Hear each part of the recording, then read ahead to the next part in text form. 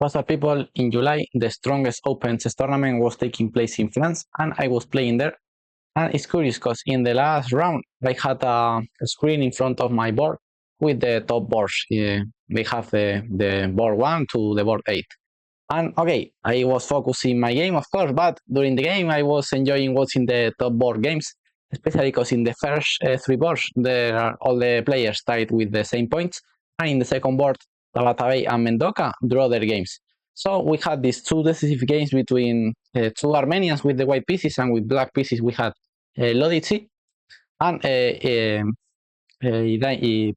Inijan, sorry, against Lodici and Inijan. So first I'm going to analyze this game between Hovhannisyan and Lodici, and then I'm going to show the other game between the Armenian and the Indian player, because there are the 2 games who decided the tournament, and I really enjoyed both games watching that on live. The Armenian players have a very aggressive style. In general, in the Soviet players, in the players of the top of the countries who are more at the west, like Armenian, Azerbaijan, Latvia, this type of countries plays more aggressive, and the other countries like more Russia, Uzbekistan play more solid. But the both Armenian players made 2 great games with the white pieces, facing both the one the Sicilian and the other, yes, both facing the Sicilian. So okay, let's analyze the games. Okay, in this game, Hovhannisyan, of course, as the Armenians, I say that they play aggressive, so for the round they need to win for win the tournament. So he played e4, and Lodici respond with c5, the Sicilian, knight f3, e6, and opening with d4, capture, knight f6, knight c3, and here Ernesto Lodici goes with d6. It's not the most usual move at top levels, the Keres, but okay, Lodici goes for that, and Hovhannisyan goes for the most aggressive move with g4, h6, and here, okay, the other way is rook g1, but Hovhannisyan goes for the main move with h4, and okay, let's continue with the game. Knight c6, rook g1, with the idea of push g5, and here black should break with d5, of course, because if not, g5 is coming and white is going to be better. Of course, Lodici played it line because he has it well prepared. If not, you can play that in a top level game. Capture, and now bishop e3, queen h4, and here queen f3 is the main move. But okay, this move leads to a similar path than the game. Knight takes, bishop takes, sorry, queen e7. Okay, black have an extra pawn, so he decides to trade queens. But white have good initiative for the pawn. He have a lot of development, more space, a great bishop on d4, the d5 pawn is so weak, so and white have extra space in the king side, so white is slightly better here. But okay, Hovhannisyan play queen e2, who is more or less similar than queen f3, because they just reach this position where they trade queens. Okay, in the other one, it's like the same, but in this one, white have the bishop on e2. Okay, it can look worse, but Hovhannisyan makes sense that to have the bishop on e2. Because here, after bishop e6, instead of go with bishop f3, to the other, by going for the other position, but with a tempo down, he played with f4. Great move with the idea of f5 and attack the e6 bishop. I really like this endgame because white have an extra pawn in an endgame, but white is better here. I really like that. f4, f6, now finally bishop f3, but with the pawn on f4. King d7, and now, of course, bishop d2, now attacking the d5 pawn. Here Lodici play bishop d6, okay, it's not the most accurate, but okay, it's a logical move, of course. b6 here was stronger. If white capture, now the king is safe on c6, rook here, now rook e8, a4, king c6 all the time, and if f5 is, okay, this position is more or less similar. Or king c6 was bad because rook g1 and rook e3 coming to c3. So okay, bishop d6 by Lodici is a normal move. We see that Lodici make a good game, but simply Robert Hovhannisyan just play perfect. f5 by Robert, bishop f7, and now he capture on d5. Bishop takes, rook takes, king c6, and now he bring the other rook to attack. Now white take back the material, and okay, it's true that black managed to develop the pieces more or less, but white is still having a good initiative, and especially white have a better pawn structure in the king side, especially having the dark square bishops. Now white plan is going to be maybe trade both pair of rooks, create a pass pawn in the queen side and try to win this 3 against 3, but because both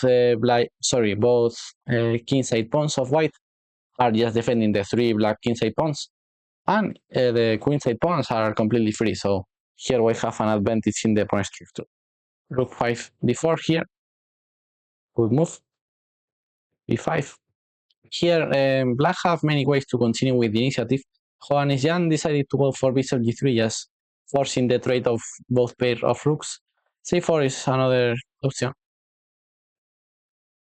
just to keep one rook over the board.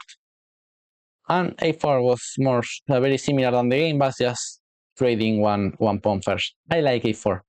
Bishop g3, and they trade both pairs of rooks.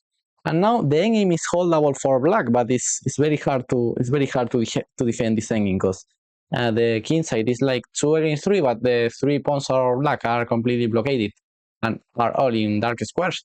And white have not easy, but yes, white can create a pass pawn in the queen side. A5 good move, taking space. King d3, king d5, and great move by Loitzig, who was defending great. And now c3, he started slow to create a pass pawn. a4, b3. Here a8 takes by Lorenzo capture on b3. It's not the best according to the machine, but okay, when you are defending, it's more or less normal to try to trade pawns.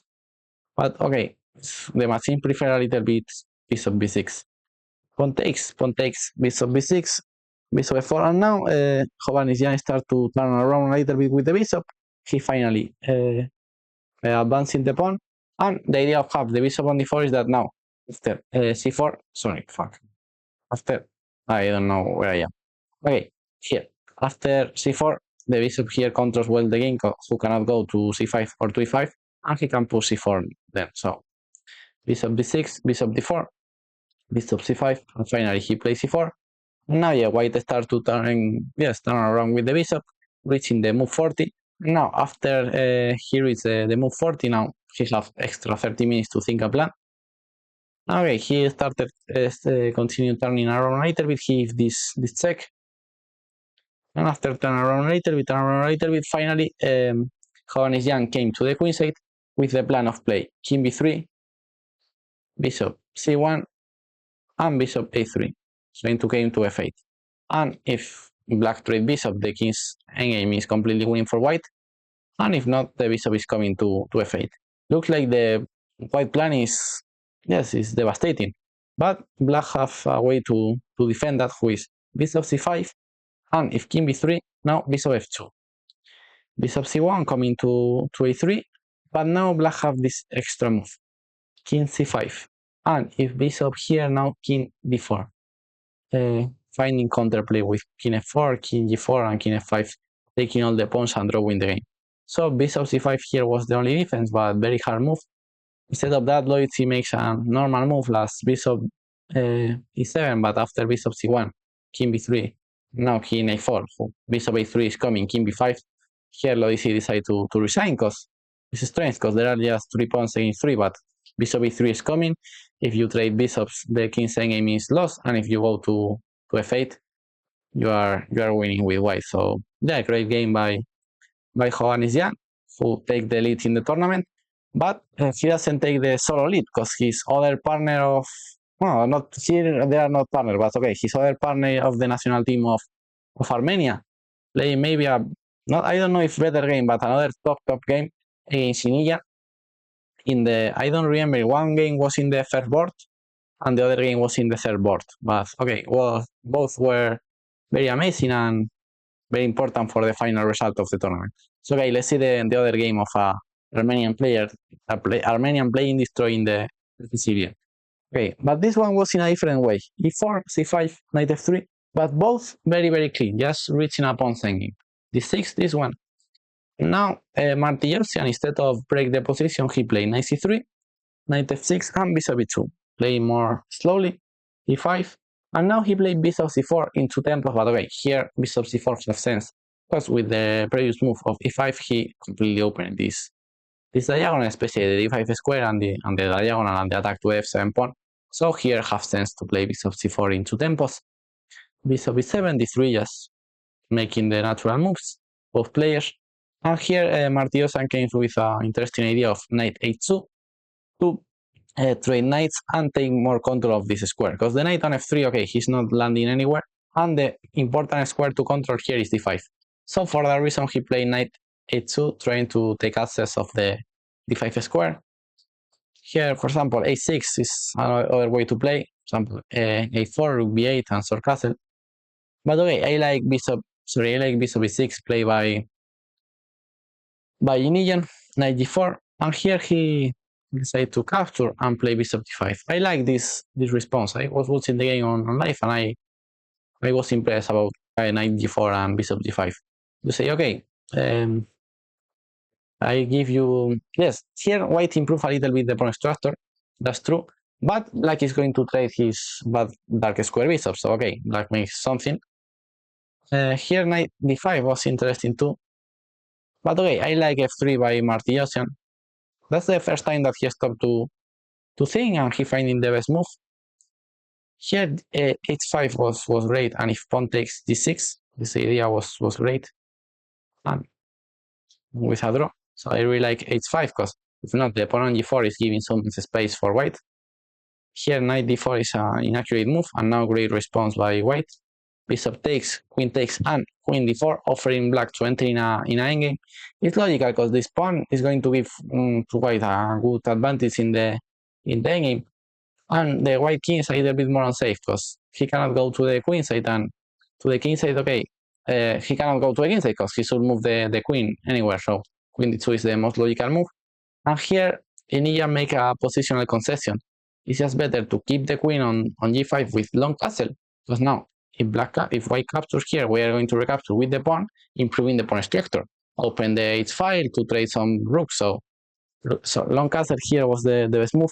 But the Indian players are not the best in the positional play. So Inijan, I suppose that for that reason Martirosyan says a more quiet game against an Indian player who are used to be better on tactics. So here the player Inijan make a positional concession with capture on d2, king takes, and king d7, now a4 of course, and the extra space of white with quite a good advantage. The whole on d5 and the extra space with the g4 pawn. f6, he finally landed a knight on d5, knight c6, knight d3, improving the pieces. Now the knight can go to d5, to f5, and he have the extra option. For that reason, black goes back with the knight here, because now I have the extra option of play c3, ejecting the knight from there. And now a5, white continues taking space. And finally, Inijan goes for rook hb8, trying to break with b5 or b6, rook a4, bishop takes. Here the correct recapture, of course, pawn takes. You cannot take with the knight because d5 is coming breaking also. D takes and correct recapture. Now the d6 pawn is another weakness. And finally Inijan decides to break. Okay, lost the game, but it's hard to see everything from here. And okay, I can criticize this move because it's very logical. I have a lot of space and you try to gain some, but this game just loses the game. This move just loses the game. King c6 was the best move, playing solid. But okay, white is better here. The problem of b5, okay, looks the natural move is that after pawn takes, and rook here, doubling rooks, occupying the a file. Black should take, of course. Rook here, king c7. And now maybe, of course, white is clear that white have good space, but the position is close. And maybe black managed to play king b7, he can save the game. The problem is that here the pawn hanging is winning for white, thanks to the many extra tempos that he have. Rook a7, okay, here rook b7 was winning, but he preferred to play rook a8. And now with the black king farther from the center, he forced the last piece trade with knight f5. Very similar than the other game that we saw previously between Robert and Lodici. Have a better pawn structure and trade all the pieces to win the king's endgame with the same pawns. Nice, incredible. Knight f5, he should capture, of course, and now after g takes f5, good move. The problem for black is that here we have many reserve tempos. Okay, first when I was watching this game, I was thinking of this king to go to h5, but this doesn't work, and Martirosyan find it a better plan. But the problem is that black have 0 extra tempos. Okay, it's true that with this pawn he can make some tempos, but white can cover that with g3 or with g4. So doesn't really matter all of these tempos for black. But here white makes a great plan with king c3. Black starts to run with this pawn, but this pawn doesn't really matter. The important thing is that here white king is coming. Okay, white is attempting to came to b5, so black defend that. What happened that white have extra tempos to white can lose some tempos, forcing black to go back and win more space with the king. Now, first reserve tempo, c3, king a7, not king b7, because king b5 is coming with opposition, so king a7, king b5, king b3, sorry, king b7, and now second third one, b3, finally the white king enters into the 6th rank, and now the decisive breakthrough before pawn capture king c7, and finally the last third one, 3 third one, b5, winning the game, and winning the pawn, winning the game. Very, very clean game of Martirosyan, who face with this victory, of course, Hovhannisyan and Martirosyan tied in the first position, and in the tiebreaks, Hovhannisyan won the tournament, and Martirosyan ended in second position. But I really like both games in the last round, because okay, both are very similar, just have a better pawn structure, and then trade all the pawns till reach the winning king second.